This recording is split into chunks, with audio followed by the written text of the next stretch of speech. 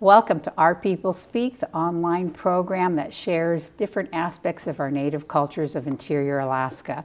I'm Sharon McConnell, Executive Director of Denakkanaaga, and this show is centered on storytelling and how it helps our native people carry on our traditions and our ways of life here in Alaska, an interior area. And we're very happy to have with us as our guest who knows a lot about storytelling because he is one, Frank Yaska, who is the Cultural Programs Manager for Tanana Chiefs Conference. And welcome, Frank. Thank you for having me. So before we start talking about storytelling, if you could just tell us a little bit about yourself for our guests that are watching. Sure. Doyon Frank Yaska sa uza clear hook yadafke seasoning. In English, my name is Frank Yaska. Meanwhile, in my language, I'm called Yidalkith, and I am learning my language. I am Koyukon Athabaskan from Huslia, Alaska. It's about 290 air miles northwest of here, and Tiwa Pueblo from Isleta, New Mexico, on my mom's side. Born here, raised most of my life here. Been here since '98, and I am happy to be here. Thank you. Great. Can you just tell us in your own words, what do you think is, why is storytelling so important to our native people? Beautiful. In order for us as human beings need to know where we're going, we need to know where we've been. And storytelling has always been a part of our traditional practices. And connecting, engaging, learning from one another, and building towards a sustainable future. It's just a huge part of who we are as Alaska Native people. And yeah, did I answer your question? Uh-huh. Cool. So can you tell us a little bit about yourself, though? I mean, how did you learn to tell stories and what got you doing that? Because not everyone does that. Yes. While I was a kid in Seattle, Washington, I got involved in theater arts, but I never understood why. I just gravitated towards it naturally. And it wasn't until a couple years ago that I've learned that it's in my DNA.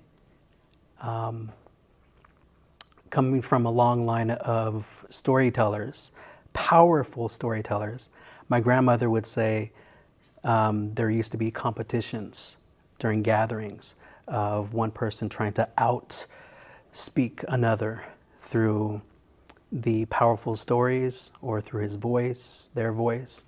So I feel like I've just have that, and I'm not trying to brag. It's just who I am, and I realize it's because of my ancestral history. Yeah, as I mentioned a little bit earlier, before we started taping, storytelling is a way of teaching our values. And for those that are watching this show, the values really are the foundation for our native cultures. Values such as using humor in our lives, respecting the land, respecting elders, being truthful, kind of like the 10 Commandments, if you will, for the native people, of what they value and what they use to remain a strong native community. But in your years of storytelling, how do you use that to help shape or how to relay the values to the younger generation? When we tell a story, it's mostly for entertainment, but also for educational purposes. We try to interpret what the moral lessons are from those old stories and telling it to young people and trying to figure out how it applies today. And pulling in those our Athabaskan values, whether it's honesty, humor, love for children, and many of the other, almost all of our Athabaskan values are integrated within storytelling. So, do you remember being told stories when you were younger?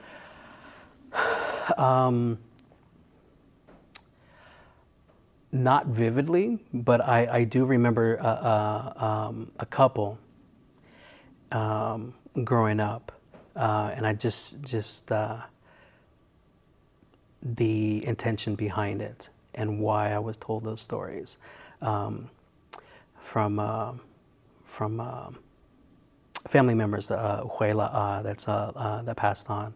So I remember when I was growing up, I grew up in a village above the Arctic Circle in a small little village called Evansville with only about 60 people up there. And I remember the elders in the community, in addition to my mom. As I mentioned, you know, you observe the elders as you're growing up and you're seeing what they're doing, and so you take note. So you can do that like moose hide tanning or fishing or going to fish camp, cutting the fish properly. You just observe and you pick that up. In regards to storytelling, I remember people would talk about, you know, so-and-so from the village went moose hunting, and, you know, he was careful in how he cut the moose up and prepared it and brought it back, and how he shares it with people in the community. One thing in our native culture is if you're young and you get your first fish or your first moose or anything, you share it. You give your first piece to an elder, and in celebration of your doing that, accomplishing that. But I remember storytelling of, you know, they'd share how the people would do certain things and how it was accomplished, and that would just in that story, you know, it's a neat story because they'd always have really cute things, anecdotes along those storylines. But in hearing that story, you're also being taught a lesson on like how to properly cut up a moose and that sort of thing. You're not really aware that you're being taught a lesson, but you are being taught a lesson through storytelling. So, and you talked about the values.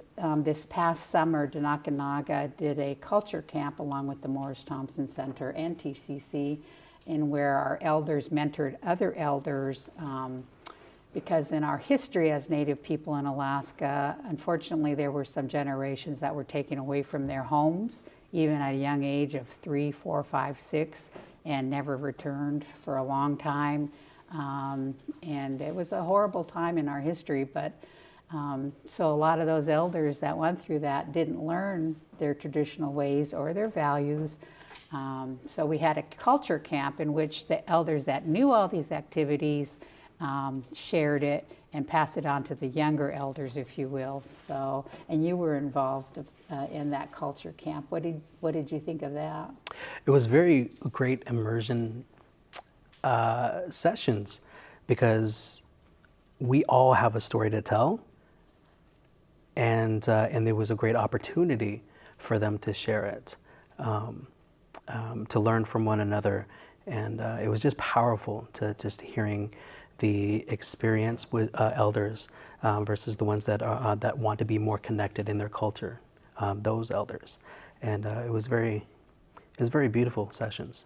So you were part of one of the sessions in which you talked about storytelling and shared your knowledge, and along with another elder, esteemed elder in our region, Miranda Wright, who talked about our Native values. In that session, what were some of the things that were shared in that session? Miranda led with going over the values and how each individual that was in the group perceived those values and how they applied them in their daily living, how they understood from culture, how they grew up, whether if it was back in their home village or outside of their home village. And it was interesting to see all of the dots connect with all of them and how we're all relatable. There's that relatability in learning those values, and it just turned into a bunch of series of story sharing. A lot of us shared stories, both traumatic but also joyful stories, and I just we just let it happen organically. It wasn't really structured. Miranda would talk about the values and how those were applied, and I would just talk about my stories and allow that safe space for others to share those stories. And I feel like I really learned more from them than they learned from me. Like, and that's the way it goes. It's just I didn't want to be the expert, to them. I just wanted to create that space for them. So for you as a storyteller, what kind of topics are you interested in, and what do you share in your stories? Resiliency. I want to, because life can be very difficult, and we've had some traumatic experiences, but how do we overcome them? How can we move forward?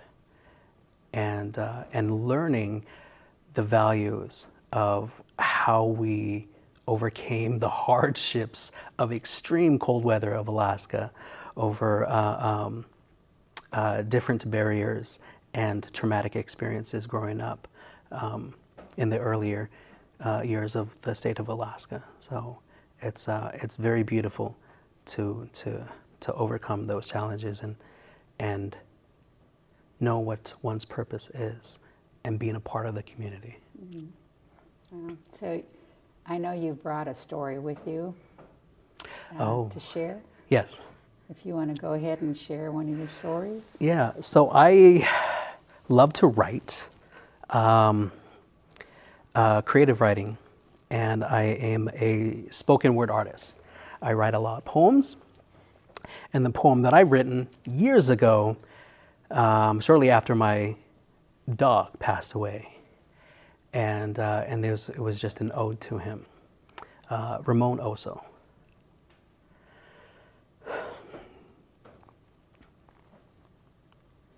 Thank you, my honey, for your love and play.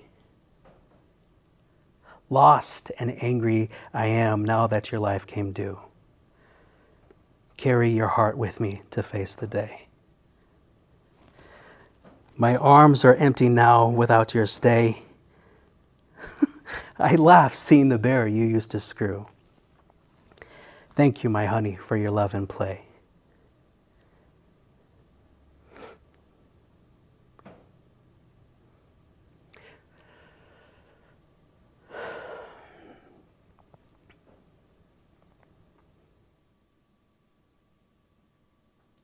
Excuse me, I just got emotional and I lost track of thought of where I'm at.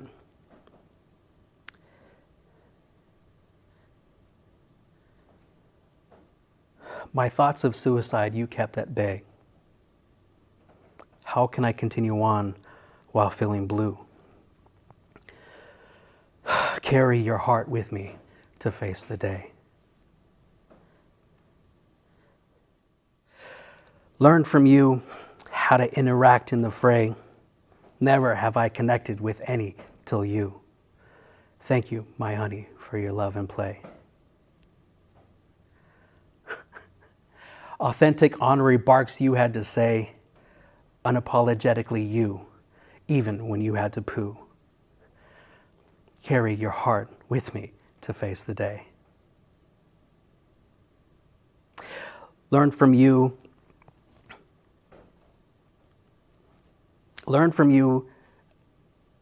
taught me to love myself against the disarray.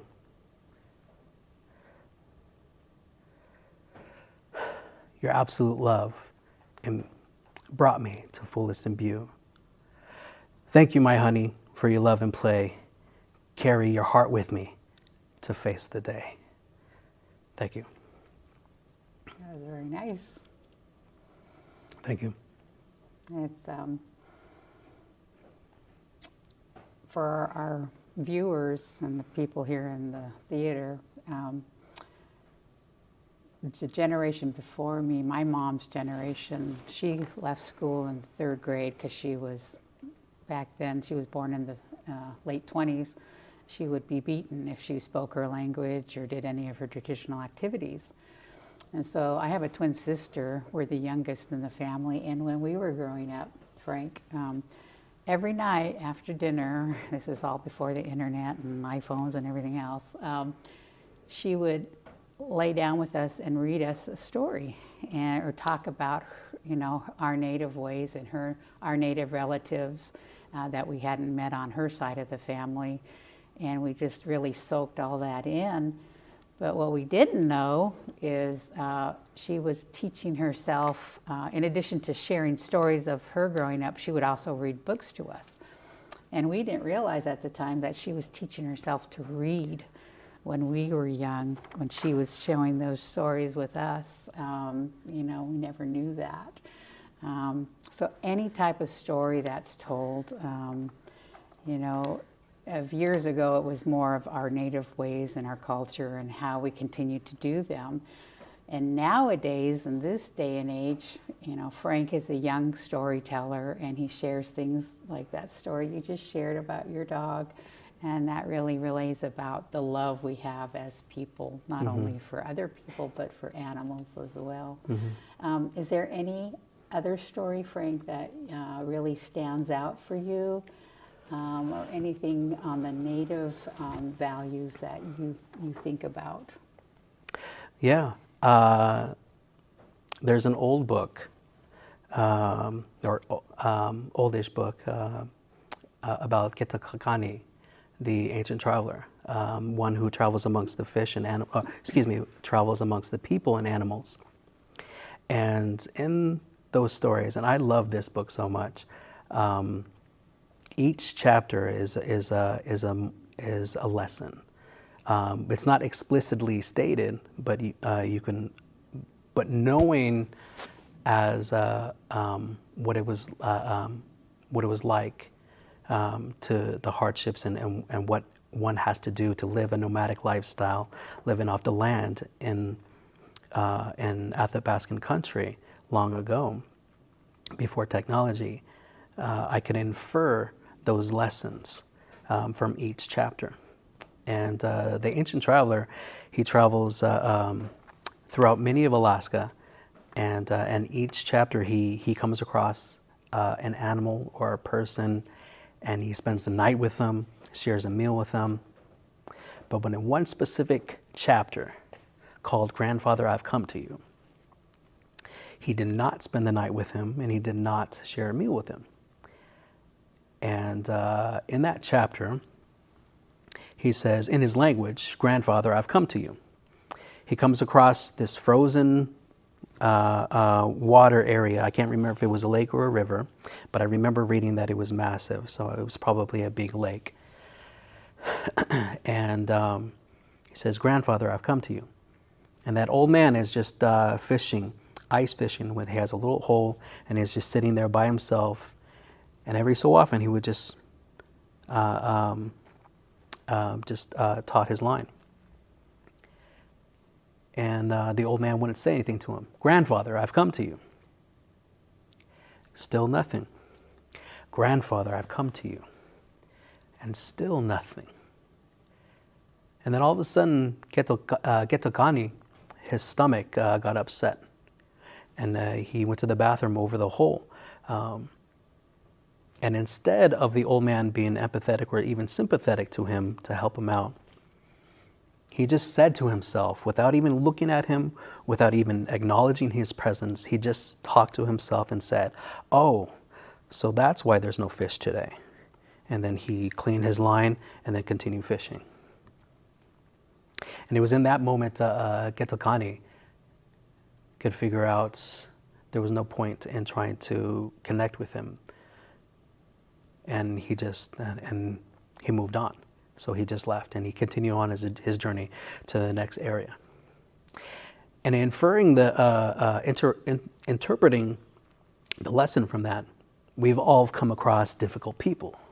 No matter how well-intentioned we are, no matter how much we want to have that connection with somebody, and try to build or salvage a relationship, whether it's a personal or business relationship, there are some people who are not receptive, and just learn to let go and move on.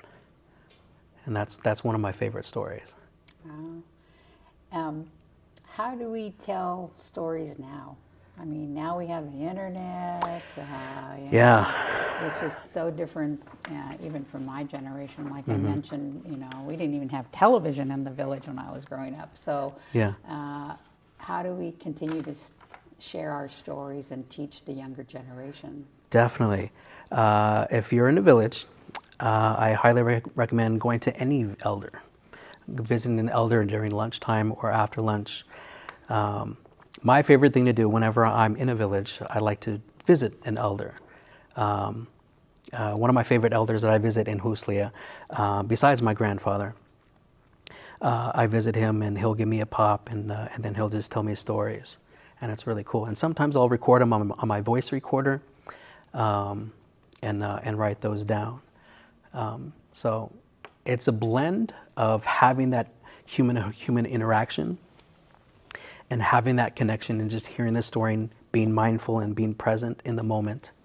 But also, you could ask them if you can record it, whether through a smartphone or a voice recorder or even a video camera, and definitely record those. And there are many platforms today where anybody can upload a video or a podcast or a blog or even a vlog, a video log. And there's many avenues for people to share that. But how do you personally, how do you share your stories? Through writing, trying to get my works published, sending those books out to communities, connecting with like-minded folks on Facebook, through social media,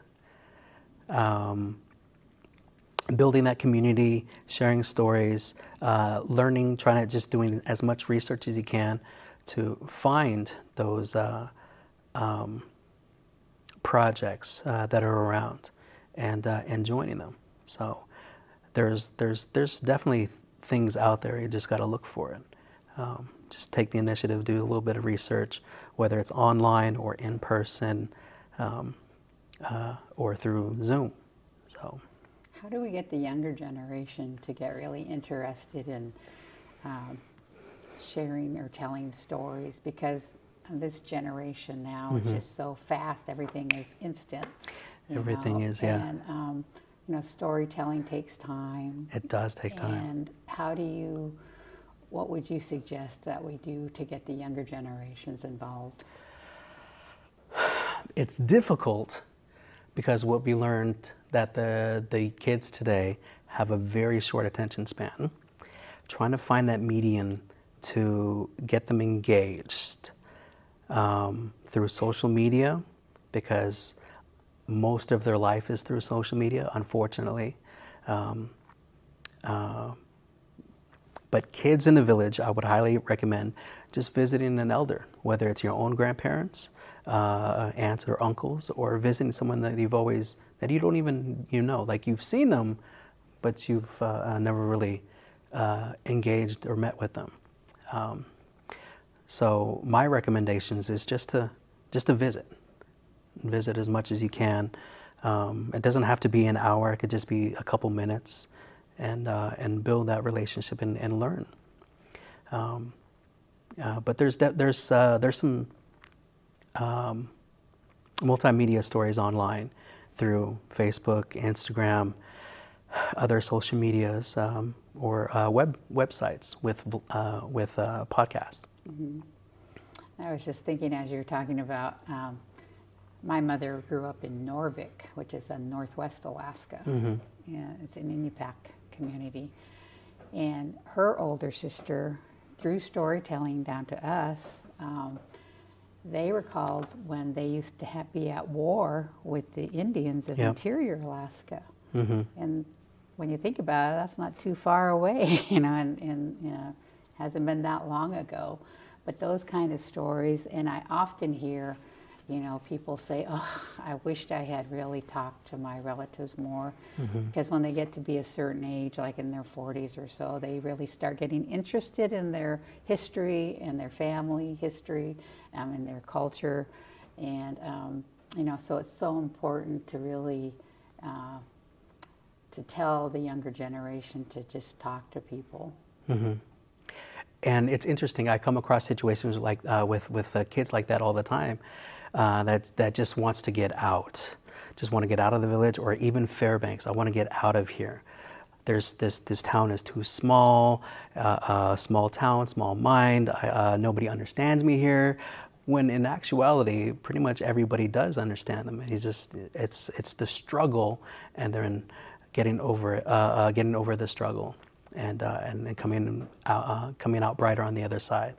And it's interesting because our perspective shifts from when we're young all the way to and as you stated, to middle age, and it's difficult to really get the youth feel that, because they could, I hear that all the time, but that doesn't mean anything to me, because you're young and invincible during that time, and it's difficult. But I don't know where I was going with that, but yeah. So we just got to get the younger generation involved more and stuff. Definitely. So I really appreciate being here and just to talk about storytelling. It seems like it's a thing that really needs to be revived a little bit. But do you have any other comments you'd like to share about storytelling? Yeah, I would encourage anybody to share their story, because everybody has a story to share and tell. Whether it's poetry, whether it's short stories, whether it's an actual novel, or if it's maybe just fun stories, just to share at a dinner room table for tea time or whatever. And it's a lot of fun. It really fills your heart, but also builds that connection with other people. And that is pretty much what we as human beings strive to do, to have that interconnectedness. So, and one comment about the wars long ago, one of my favorite books is Bird Girl and the Man Who Followed the Sun by Velma Wallace. And in that she talks about some wars between Inupiaq and Athabascan peoples. And it's very violent and traumatic, but you would have to be to give history the what's the word I'm looking for, justice, to give the history justice on it. So, and it's a very beautiful story. It's very touching, but it's very sad too. But learning to find all the positives in it, and that's what we as Life try to do. Well, thank you so much for being with us, and as our guest today, Frank Yaska of Thank you. Tanamachi's Conference. We hope you've enjoyed the show. I'm Sharon McConnell. Thank you for watching.